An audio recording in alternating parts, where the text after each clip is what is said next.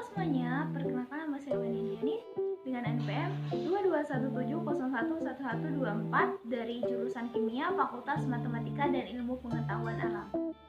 Di sini saya akan menjelaskan secara singkat materi PKKMB Universitas Lampung dari tanggal 15 sampai 19 Agustus 2022.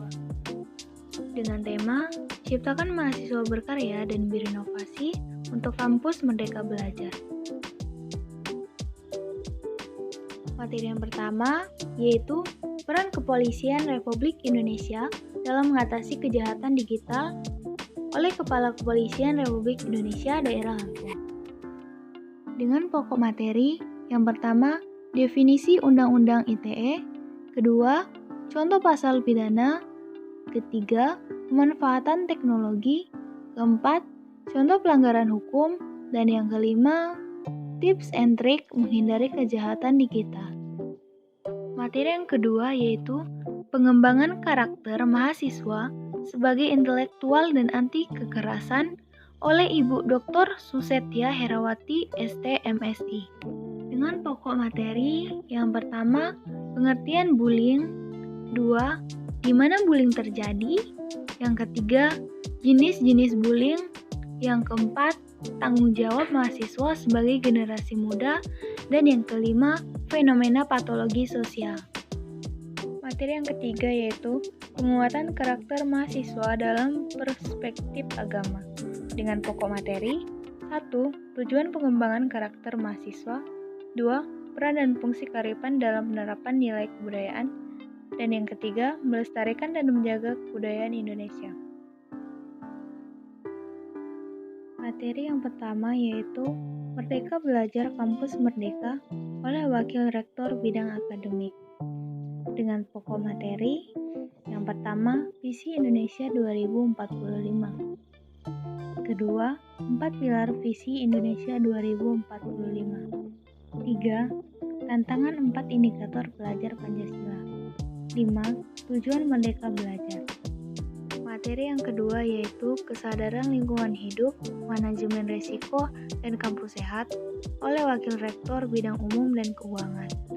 Dengan pokok materi, 1. Lingkungan hidup, 2. Permasalahan lingkungan, 3. Pengelolaan lingkungan, 4. Kampus sehat, 5. Upaya sehat Unila, dan 6. Manajemen risiko. Materi yang ketiga yaitu etika dan norma kehidupan kampus oleh Wakil Rektor Bidang Kemahasiswaan dan Alumni. Dengan pokok materi, 1. Apa itu mahasiswa? 2. Tipe-tipe mahasiswa, 3. Karakteristik yang harus dimiliki mahasiswa, dan yang keempat, cara menjadi mahasiswa ideal. Materi yang keempat yaitu perguruan tinggi di era revolusi industri 4.0 dan kehidupan kampus pada masa pandemi oleh Wakil Rektor Bidang Perencanaan Kerjasama dan TIK. Dengan pokok materi yang pertama, ICT Staging Unila, 2. Tantangan Unila pada masa COVID-19, dan yang ketiga, infrastruktur dan fasilitas untuk mahasiswa Unila. Materi yang pertama yaitu pembelajaran tinggi di era 4.0 dan plagiarisme.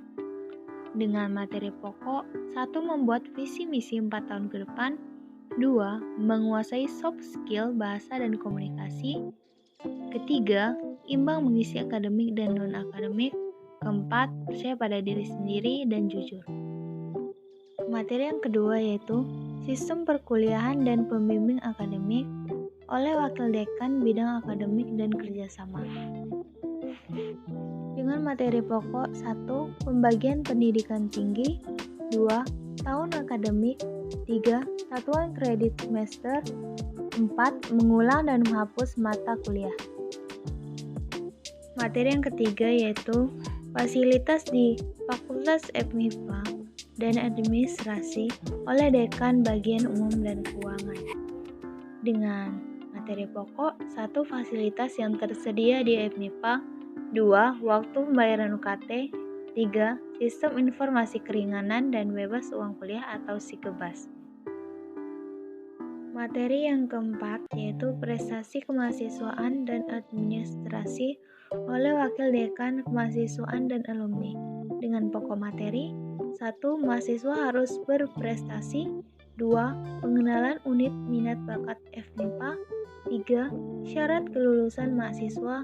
Dan yang keempat, pilihan mahasiswa MBKM setelah lulus.